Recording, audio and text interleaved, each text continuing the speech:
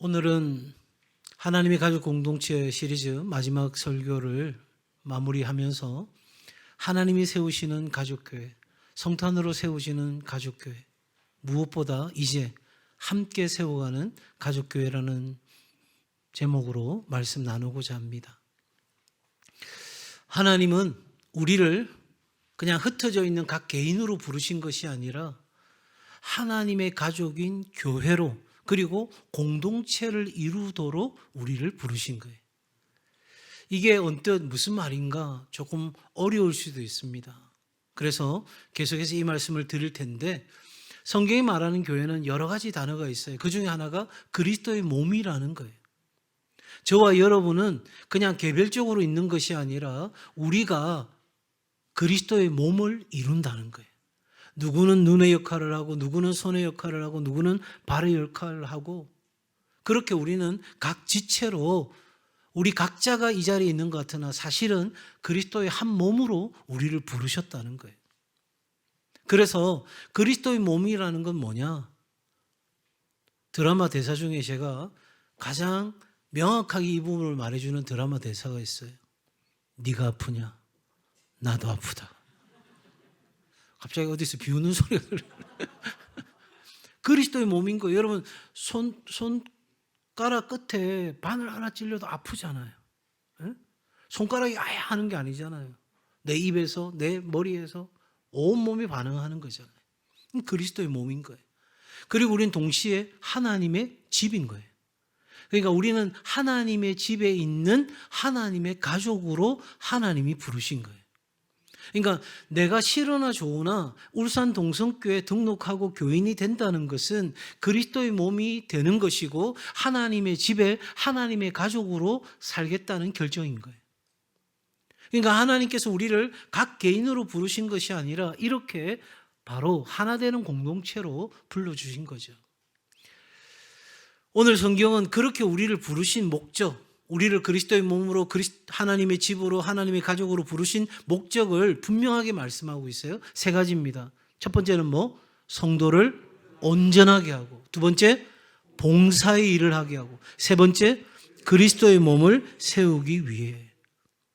그래서 여러분, 우리가 읽지 않았지만 11절에 보면 어떤 사람은 사도로, 어떤 사람은 선지자로, 어떤 사람은 복음 전환자로, 어떤 사람은 목사와 교사로 삼으셨으니, 이 말은 특정한 직분만을 말하는 것이 아니라 하나님의 이름으로 부르심을 받은 모든 그리스도인들은 바로 이 부르심의 목적을 위하여 하나님이 우리를 울산 동성교회로 불러주셨다는 거예요.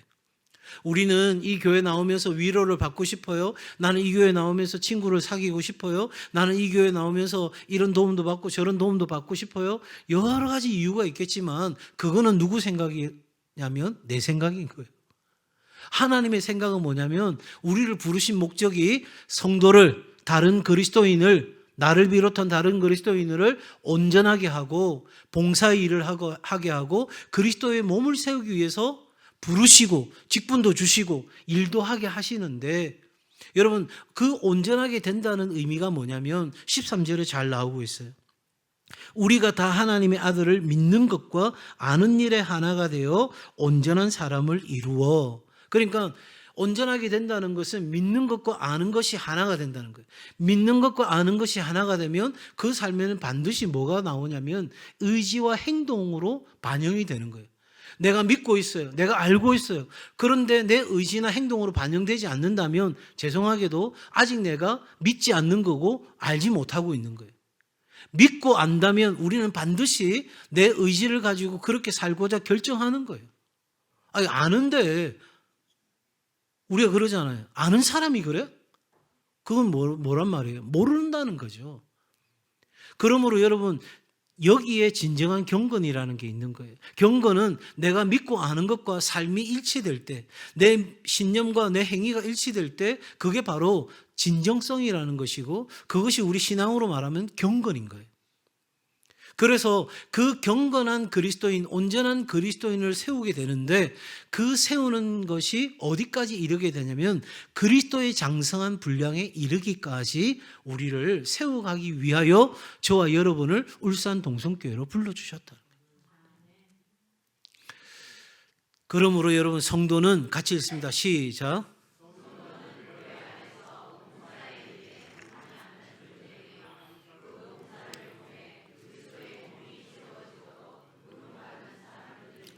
네. 이게 가장 중요하고 가장 우선되는 내가 교회 안에서 존재하는 삶의 목적인 거예요. 자, 그런 것을 위하여 우리를 뭘로 삼으셨냐면 우리를 청지기, 오이코노모스라고 하는 이 청지기로 삼은 거예요.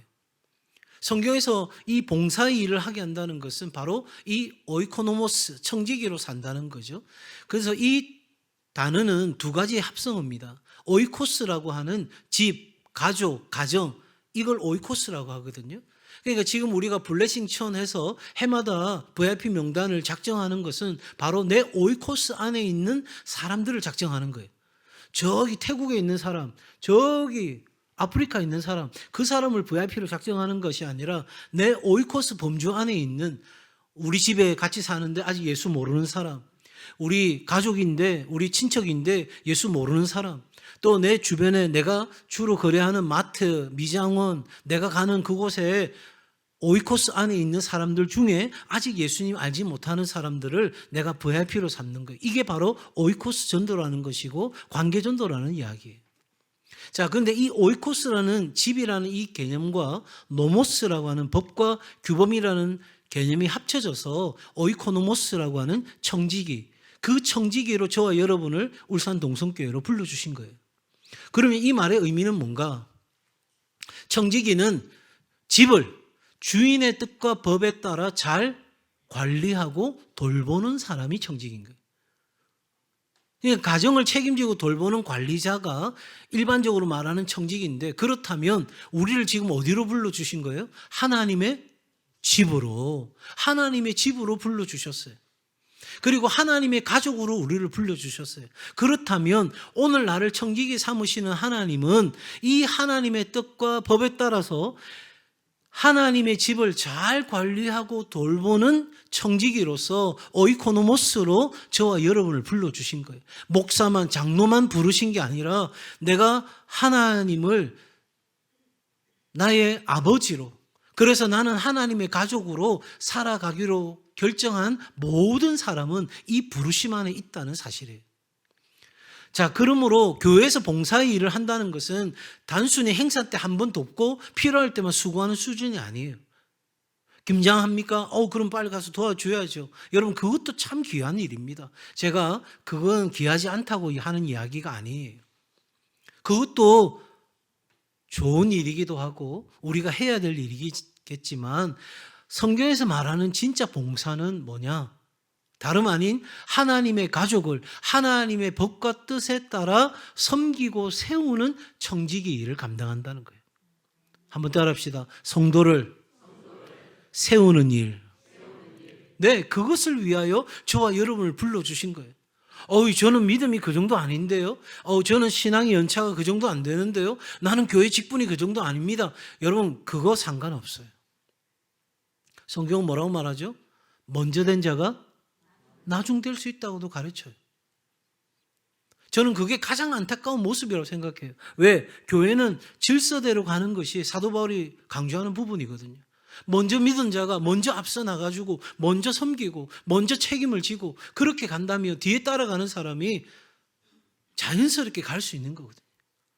그런데 안타깝게도 먼저 된 자가 나중될 수 있다고도 성경은 분명히 말하고 있어요.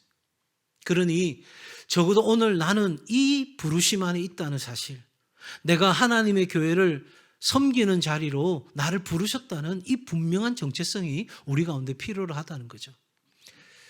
자, 여러분, 제가 오늘 이 PT 자료를 만들면서 사실은 어제 설교 다 정리를 다 끝내놓고 그냥 설교하겠다 생각했는데 마지막에 그래도 듣고 보고 하면 하나라도 더 기억하시겠지 싶어서 또 요약한 단어만 올릴까, 그래서 내가 설명할까 생각하다가 마지막에 제가 써놓은 이 문장을 그대로 여러분에게 좀 알려드리는 것이 좋겠다고 판단이 되어졌어요.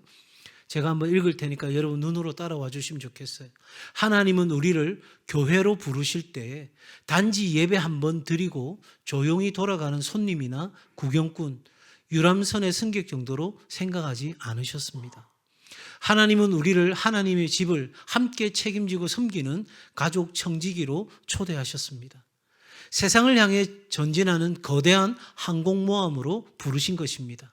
다시 말해 함께 공동체를 세워가도록 우리를 오늘 이곳에 부르신 것입니다.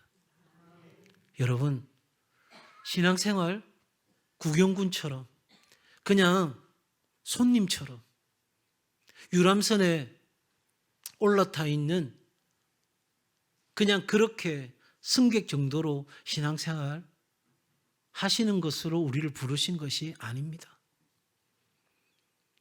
아이고, 오늘 설교는 내 마음에 편안하게 위로가 되네? 아유, 오늘 말씀은 좀 부담스러운데? 오늘 찬양대는 왜 저래? 오늘 누구는 뭐 어떻게 해? 그러면서 여러분, 구경꾼으로 우리를 부르신 게 아니에요. 이 세상은 하나님을 향하여 거세게 도전해 옵니다. 얼마나 더 강력하게 도전해 오는지 모릅니다. 지금 우리는 우리가 생각할 수 없을 정도로 세상이 변해가고 있어요. 조금 뭔가 배워서 하나 쓰고 있는데 갑자기 다른 게 막 날라와요. 얼마나 많이 세상이 급속하게 바뀌어가는지. 이 세상 가운데 하나님의 교회는 거대한 항공모함이 되어서 세상과 전투를 치를 준비를 하고 나아가야 되는 거죠. 그 일을 위하여 저와 여러분을 불러주신 거예요.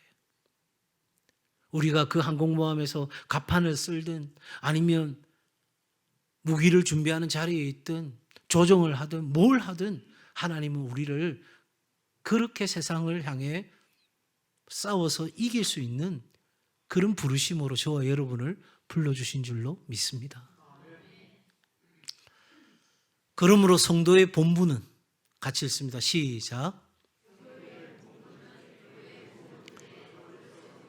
이것이 성도의 할 일입니다. 그림이 마이크잖아요. 마이크잖아요. 그러므로 우리는 청지기로 부르심을 받았다면 우리는 뭐에 힘써야 되냐면 교회의 덕을 세우는 것을 힘써야 돼요.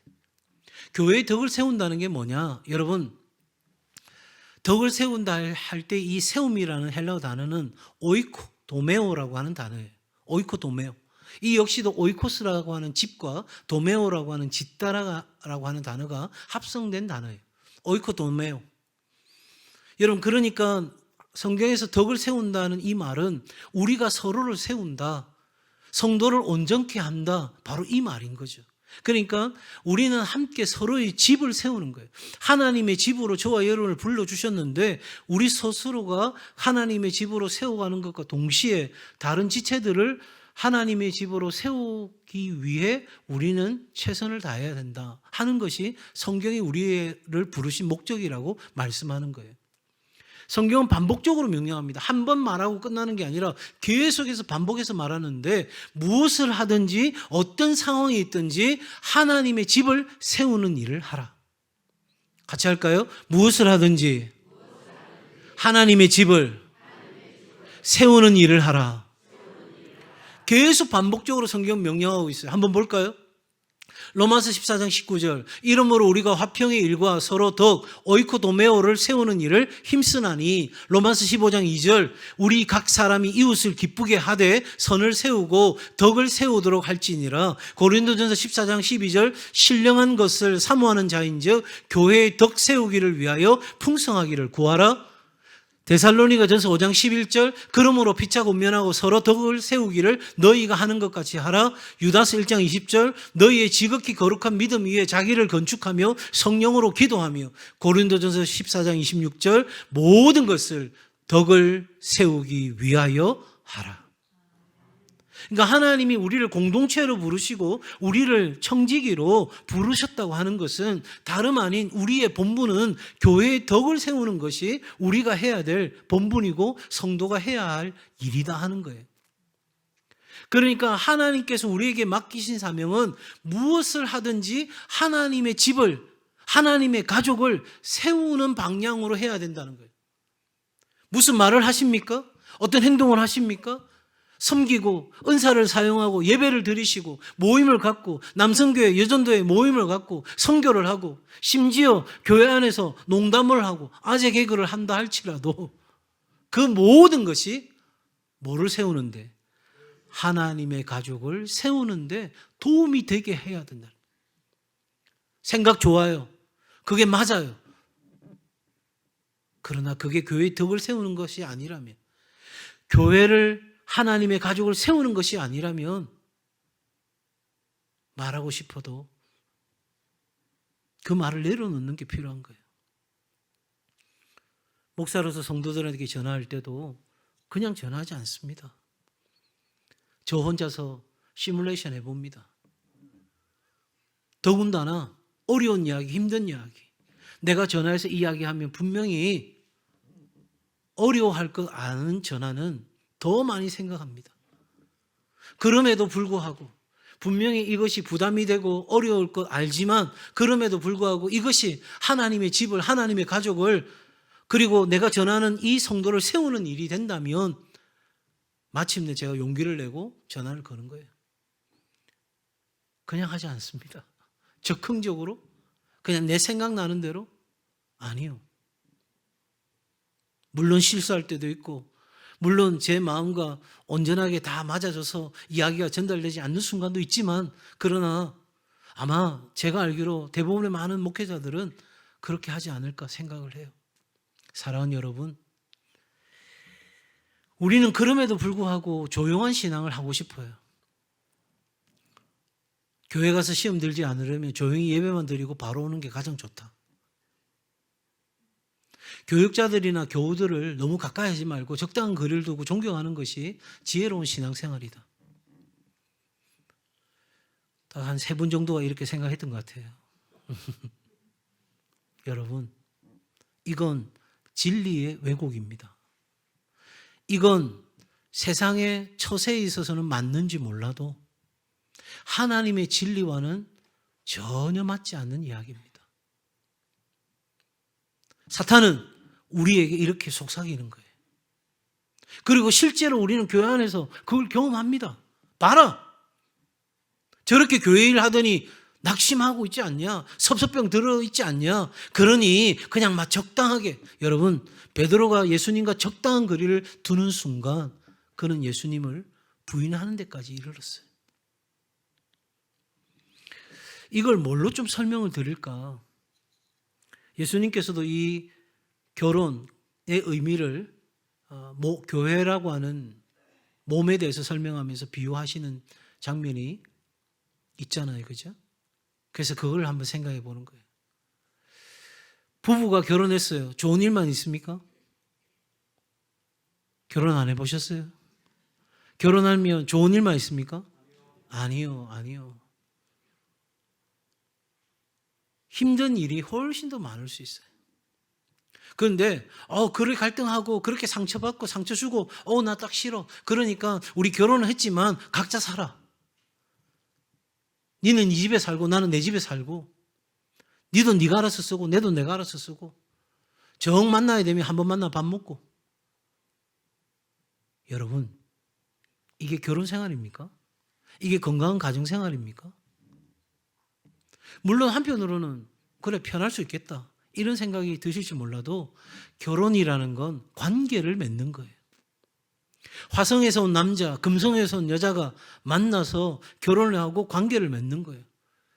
함께 살고 함께 부딪히고 함께 갈등을 조정해가는 법을 배우고, 그래서 함께 성장하고, 그렇게 함께 성장하는 중에 하나님께서 생명도 그 가정에 주시는 거잖아요.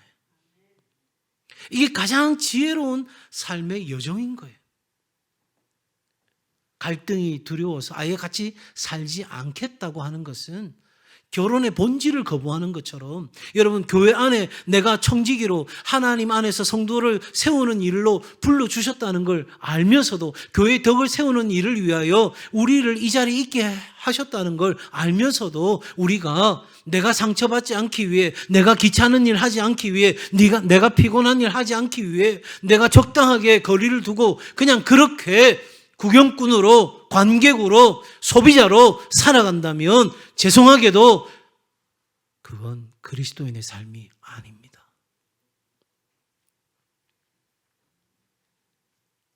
사랑하는 여러분, 우리는 예수님과 그리고 서로와 언약을 맺은 하나님의 가족인 거예요. 상처받을까 봐, 시험 들까 봐, 귀찮을까 봐 일부러 거리를 두고 관계 자체를 회피하는 것은 그냥 나는 적당하게 지혜롭게 살아갈 거야가 아니고, 아까 제가 뭐라고 했어요? 진리의 왜곡이라고 했어요. 하나님은 우리를 절대 그렇게 부르신 게 아니에요. 하나님은 우리를 편안하게만 살도록 부르시지 않으셨어요. 서로 사랑하고 용납하고 용서하고 짐을 지고 덕을 세우는 건 결코 편안해서는 할 수 없는 일이에요. 그러나 이것이 나를 부르신 하나님의 뜻이고 이것이 나를 통해 이루어 가시는 하나님의 계획 속에 있는 거라고 믿는다면 여러분, 아파도 그 길을 가는 거예요. 힘들어도 그 길을 가는 거예요. 답답해도 그 길을 가는 거예요. 비틀거리고 흔들거려도 그 방향으로 가는 거예요. 가다 보면 하나님이 도우십니다. 하나님이 함께 하십니다.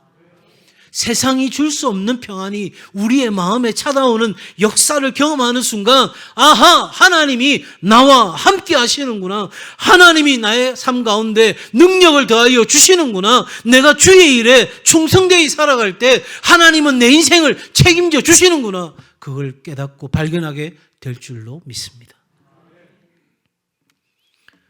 우리는 이렇게 덕을 세울 뿐만 아니라 진정한 교제를 나누도록, 코이노니아를 나누도록 우리를 부르신 거예요. 이 코이노니아 교제는 참여, 책임, 고난을 함께 짊어짐을 의미합니다. 그냥 단순히 우리끼리 모여서 기쁘고 즐겁고 재밌게, 여러분 그게 코이노니아가 아니에요. 적어도 우리는 이 세 가지 단어 함께 할까요? 참여, 책임, 짊어짐. 이 세 가지 단어가 있을 때 예수님이 우리와 교제하시는 그 삶이 다른 성도와 지체와도 가능해지는 거죠. 여러분, 그리스도를 믿는 믿음 자체가 은혜이지만 그리스도를 위하여 고난에 참여하게 하신 것도 뭐다? 은혜다. 믿으시면 아멘. 진짜 믿으시면 아멘. 내가 왜 이렇게 여러분에게 묻느냐면 우리는 반쪽짜리 은혜만 갖고 살아가고 싶어 해요. 내가 예수님 믿은 게 은혜지, 내가 오늘 살아가는 게 은혜지, 하나님이 나를 도와주시는 것이 은혜지, 내가 이런 형편과 처지에 놓였지만 그래도 오늘 하나님이 내게 힘주시는 것이 은혜지, 우리는 그렇게 살아가는데, 여러분 그 은혜를 받았다면 이제 우리가 그리스도의 남은 고난에 참여하는 삶, 내가 그리스도를 위하여 십자가를 지겠습니다. 그리스도를 위하여 희생의 길을 걸어가겠습니다. 그리스도를 위하여 내가 참고 기다리고 그렇게 주님 앞에 포기치 아니하고 나아가겠습니다. 그러므로 우리는 그 남은 삶의 고난을 짊어지는 것 또한 은혜인 줄로 믿습니다. 내가 누릴 특권인 거예요. 내가 누릴 상급인 거예요. 여러분, 받은 은혜만 생각하고 살아간다면 우리 천국 문 앞에 가서 주님 앞에 천국 안으로 들어갈 수는 있겠죠. 그러나 그 천국에서 여러분, 내가 받을 상급이 뭐가 있겠어요? 나는 너를 위하여 나의 모든 것을 내어주었는데 너는 나를 위하여 무엇을 줬느냐? 하나님, 저는요 일평생 신앙생활하며 받는 것만 생각했어요. 그래도 되는 줄 알았어요. 그 정도 해도 훌륭한 줄 알았어요. 여러분, 아닙니다. 예수께서 주의 피값으로 교회를 사신 거잖아요. 그냥 어디 굴러다니던 거 하나 주워서 교회 세운 게 아니에요. 당신의 피값을 주고 사신 교회예요.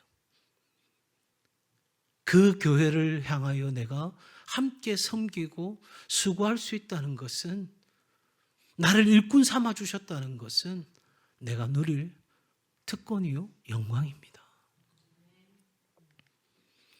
같이 읽습니다. 시작. 기쁠 때 함께 기뻐하고 슬플 때 함께 울고 넘어졌을 때 붙들어 주고 상처받았을 때 찾아가 위로하고 믿음이 약해졌을 때 함께 붙들어 주는 자리, 이것이 바로 성경이 말하는 교제 코이노니아다. 바로 우리가 꿈꾸고 사모하는 가족 교회이다. 함즐함울, 함께 즐거워하고 함께 우는 가족 교회.